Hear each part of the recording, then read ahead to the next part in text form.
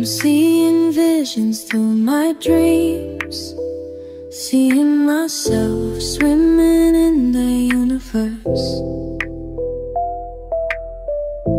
My ancestors gave me gifts to read cards, predict and heal.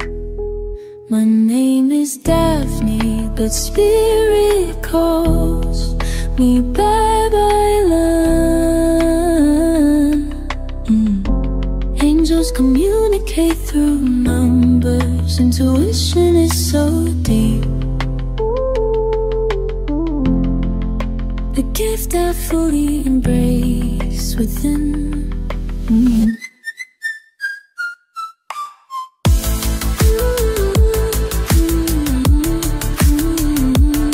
Hi everyone, welcome po sa inyong almost personal readings. So I want you to know that this is a general reading. You may resonate po sa buong reading na ito or baka konti lang, no? Take what's only yours. And I also want you to know na itong reading na ito is timeless reading. So whenever you find the video, no, the message is meant to find you as well. Let's start. Sexual arts. Have faith. Self-sabotage. So it felt like someone here is parang pinapasakay for the sake of baka meron dito mga sexual activities, no? Sabihin nating pinapa-fall. There you go. Maraming bagay na siguro sinusuyo, no? Parang feeling natin binobola na tayo ni person. Minsan masama naman talaga ang ugali sa atin ni person, malamig naman talaga siya. Magaling lang siya kapag merong hihilingin, especially when it comes to siguro nga, no, for yung making love. Minsan napapansin mo dito, siguro natatanong mo sa sarili mo dito, mahal niya nga kaya talaga ako or baka ginagamit niya lang talaga ang katawan ko, no? Kasi it felt like meron din siguro dito mga hiling sa person na probably hindi mo naman talaga siya ginagawa or ni sa hinagap, no? Hindi mo feel gawin. Siguro may mga positions dito when it comes to making love na ayaw mo naman. So napipilitan ka lang for the sake of making your person satisfied. You're crossing your fingers by doing this, that your person's going to love you more, that your person's going to probably gonna be serious with you, mas paninindigan niya, no? And it felt like, dahil nga, gusto mo siyang pasayahin, gusto mong gawin ang mga bagay kahit hindi mo naman siya gusto. Somehow, probably, siguro na-feel mo nandidiri ako, or parang sa'yo, it's kind of nag-cross na yung boundary. It felt like is this person, you know, parang feeling ko sa porn ito nanonood, and then parang gusto niyang gayahin itong mga, you know, mga acts na ito.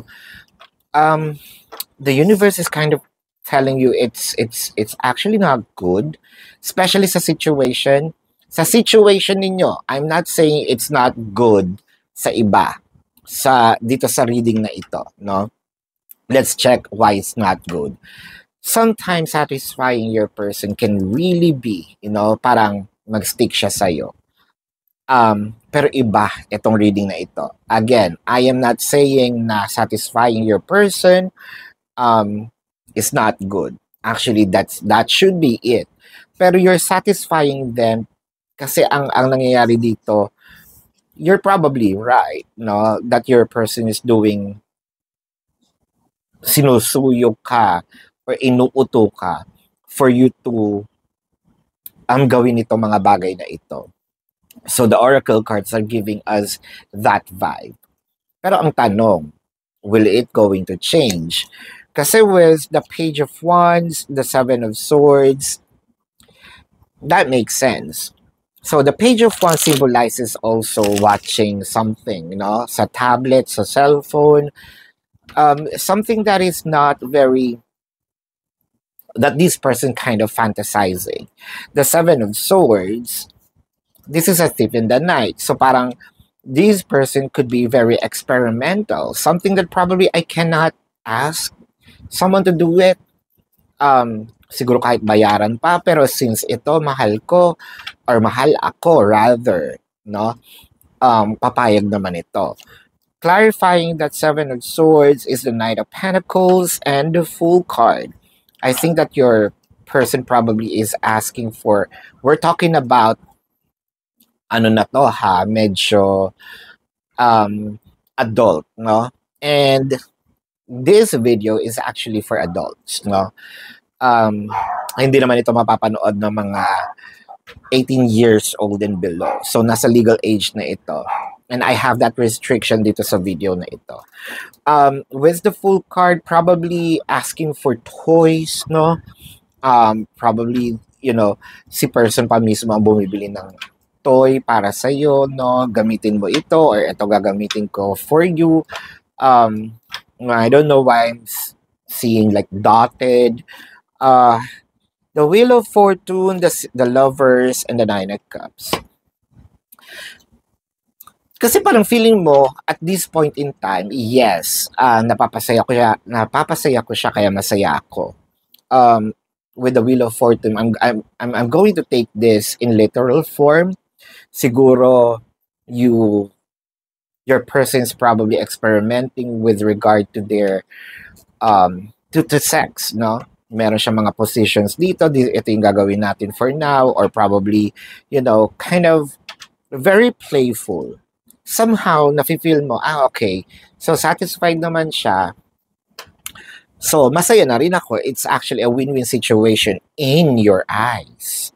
So, iba kasi yung sinasabi ng Oracle card. Your person probably telling you na, okay, sige, salamat, no, dahil napangiti mo ako. It's a gesture of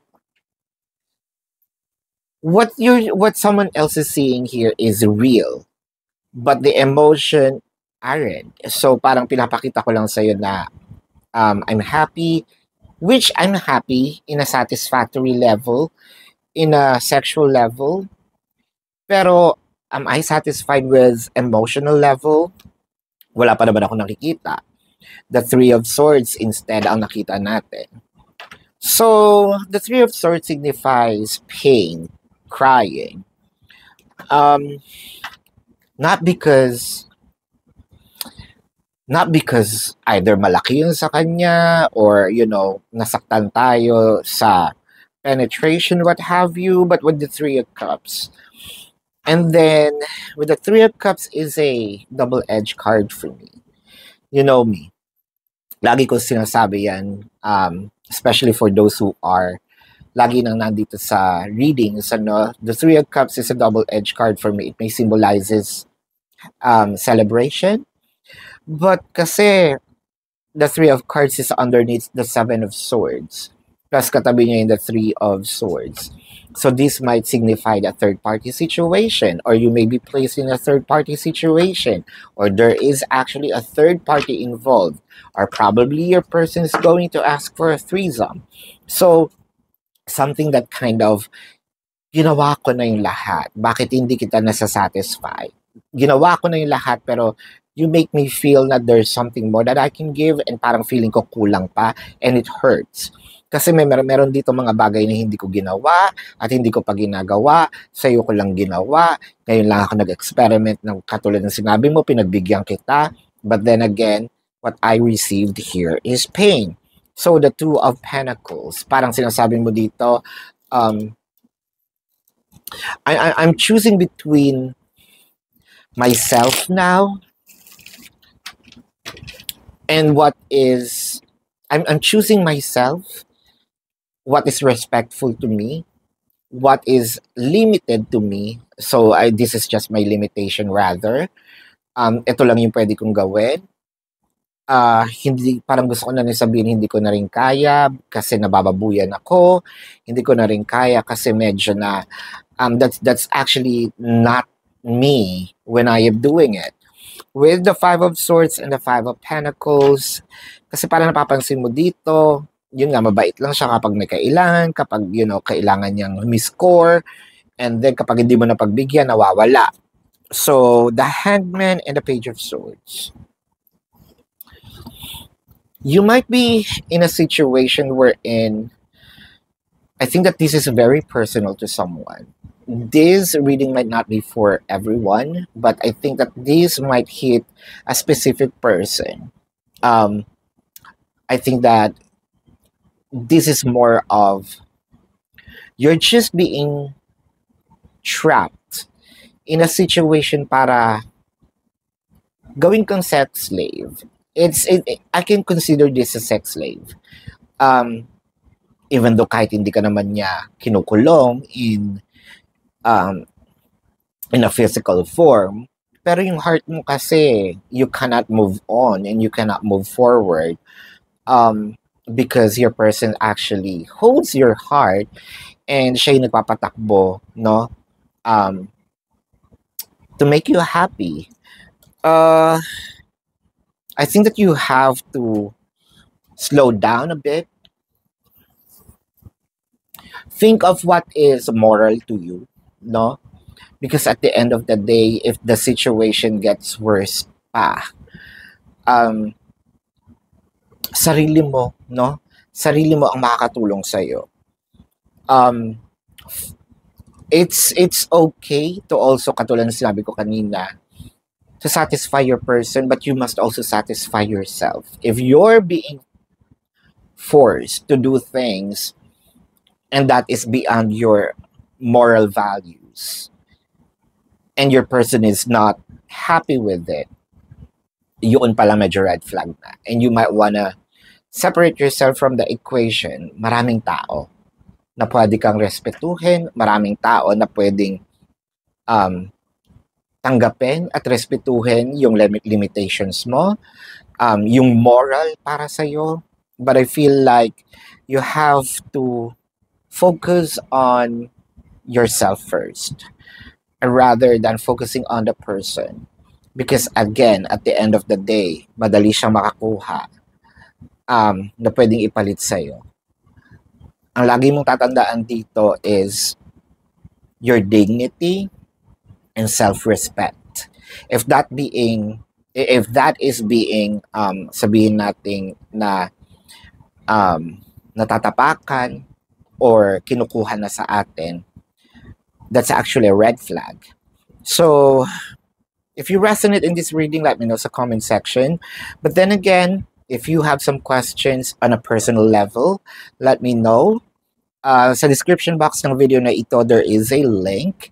Click the link, you will be routed to my website. Nandun po yung name, number, QR code, amount per question. Take advantage of the 4 questions plus 1 kasi discounted po yun. And if you want to book a private reading, nandun din po siya. So let's check the zodiac sign now of your person. This can be their sun sign or a placement in their chart.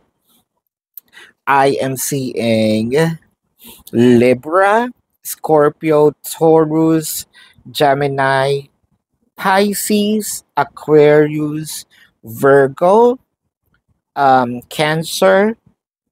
I am seeing Leo. I am seeing Sagittarius. Capricorn is here. I am seeing Aries. So this is your reading. Maraming salamat. Love and light. Namaste. See you po sa susunod na readings. Goodbye.